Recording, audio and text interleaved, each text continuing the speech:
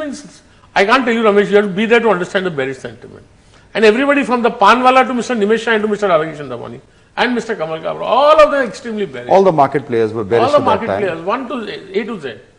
And I thought, and I had made some money, I had my net worth had become 1.5, 2 crores, so I had the ability to take a risk. So then I thought and I took a bet. And again, I must tell you that on the morning of the budget used to come in the afternoon, in the evening. At that time, I developed cold feet. And then I thought, boss, I've taken this position and if things go against me and everybody might talk to us bearish. So what I had a lot of long positions and in certain scripts I went short. Hedged.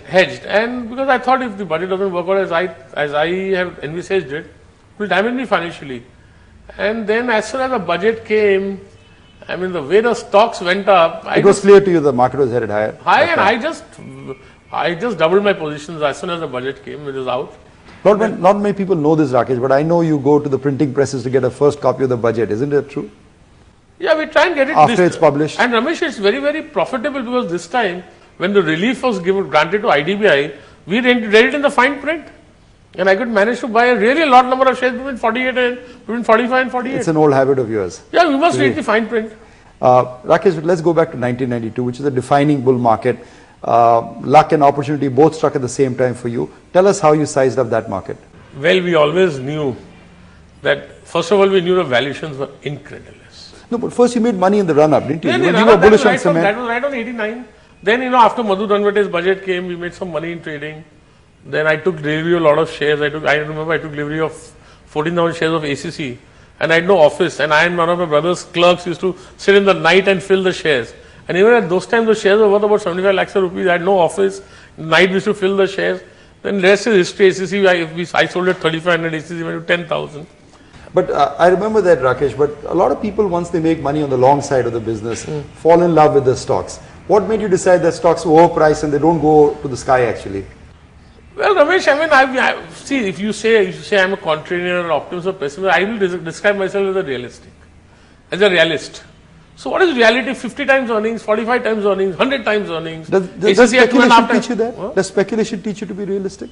Because you're betting on leverage money? I think so because, see, trading or speculation requires you to accept reality as it is rather than reality as you would like to have it. Right? Or wahan bhav bhagwan hai, hum qatardan hai. So you got to be influenced by price. So on the uprise, and see, you always have to wait for the right moment in trading.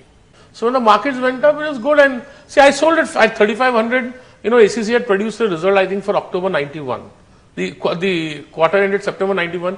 We assessed, all of us friends, that this is the best result ACC will ever produce. And in December, we sold our shares. I sold my shares at 3,400, 3,500. And I have no regrets that the price went to 10. No. And ACC never produced a result. Better than that. Better than that. But no regrets, despite the price tripling from those prices.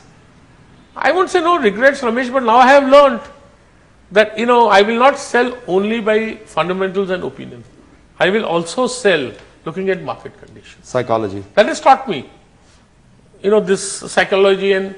But we always knew that this drive of this rise beyond, in January 92 and beyond was all being, first of all, the valuations were incredulous, unsustainable. You were having equities at 3 times, 4 times replacement cost. You could sell 10 lakhs Karnataka ball bearing, a closed down company at 80 rupees. I know you made a fortune in 1992. We need to make a fortune for Television 18. We'll come back, we'll chat some more on the Wizards of the Last Street with Rakesh Jhunjhunwala.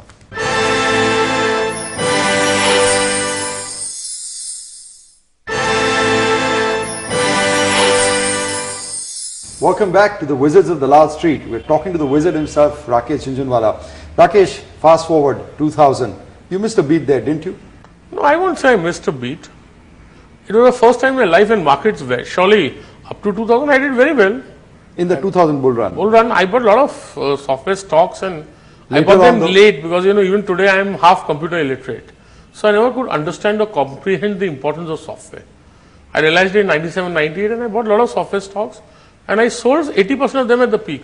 Only I was caught on the wrong foot when the markets went down post 2000 in 2001. When the markets went down? Yeah, I was not bearish. I was not bullish, although I was not bearish. Correct. But in 2000 also you had those feelings that the market was excessively complacent about technology valuations. Yeah, that was, I mean, see, whenever valuations reach a point, Infosys 120 times earnings, and McKinsey comes out with a report, and every grandmother, chacha, chachi, bartender, panwala, everybody into stocks and just lurching to buy stocks. It's time to be, I was very bullish at PSU stocks that time. That was the one call you made, that the privatization of PSU is inevitable like death itself. My call was, okay, privatization is inevitable, and even today my call is that privatization is inevitable. We have done a very small part of the privatization program. I think the faster we do it, the more we'll save for this country. Anyway, you know, the valuation, first of all, the earning models, the domination of public sector undertakings and the valuations, and the fact that the growth in earnings because of the domination was a done, and the valuations were incredible. You could buy, you know, shipping corporation at 0.3 book and at a yield of 12%. And in fact, they gave you a one-time dividend that equaled the stock price you bought Yeah. it at. So there were some great bargains available. But again, there's a mistake that you turned bullish perhaps too early. No, I don't think Timing so. was, I don't think so, Ramesh, for the kind of gains public sector stocks have given. I really bought aggressively I got bullish in 2000. I bought aggressively between 2000 and 2002, and we got the rewards in 2003. At the bottom of the bear market, you were the only guy, and what I think put you in the Hall of Fame. You wrote an article for the Economic Times proclaiming secular new bull market. Today, of course, it's fashionable to say that, but at that time, you were a lonely voice. Yeah, Ramesh, see, I have one thing in my nature that when I believe in something, I'm not easily convinced. And if I'm convinced, I believe in it, and I keep up to it. I'm not easily disconvinced. And you put your money where your mouth is, don't you? And I'm not afraid to put the money on the table. And I'm a opinionated character. Those opinions don't come easily, they don't go away easily, and they cannot be influenced easily. So when you saw after September 11th, Ramesh, what had essentially happened, 3,000 Americans had died, right? That was point number one. So I thought all the fear post September 11th was a little misplaced. Second, for 10 years, the market had not gone anywhere. The earnings had nearly doubled, right? Then, we had achieved dematerialization in the fastest time possible in the world. We had a modernized trading system. Not only is the quantum of profits gone up, we've done a DuPont analysis, the quality of profits had gone up. But Rakesh, post 2001, when you still remained bearish despite the gloom and doom, there was a fear that there was, warfare between nations, germ warfare, biological. Weren't those at least at the back of your head? But I remember, I think the first quality I need as an investor is to be an optimist. I remember what Peter Lynch says, that wars have come, and terror has come, and natural disasters have come, but company profits have gone up. So you have to be the eternal optimist if you want to invest in stocks. Clearly. And Ramesh, the kind of despair, the kind of valuations, the kind of quality of earnings, the increase on the return on equity had gone up, and every company you went to was fighting for every profit, paisa of profit. But your call was not bullish on the markets as much bullish on India.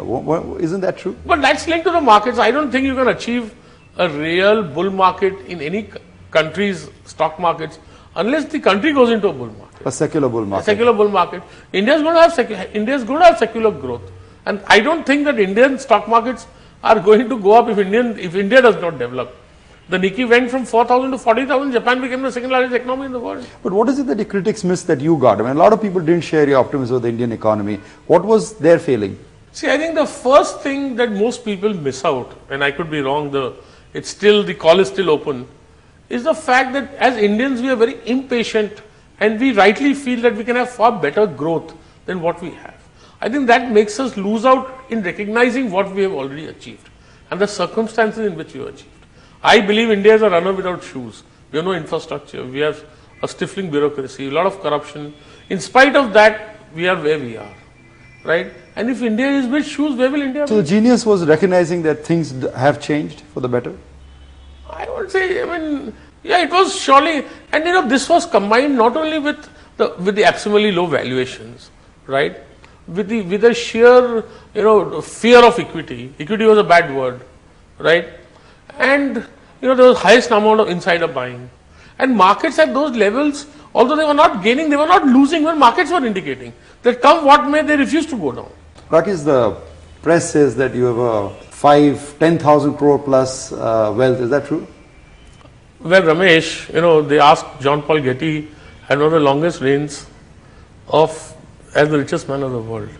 They asked him, how much do you have? He said, if you can count it, you don't have it. Well, besides that, I know I don't have that kind of wealth. I wish I had it. God willing, I'll have it. We'll discuss your strategies. We know you're worth a lot more, but maybe you get the answer out of the next episode of the Wizards of Dalal Street. with Rakesh Jhunjhunwala. Please do join us.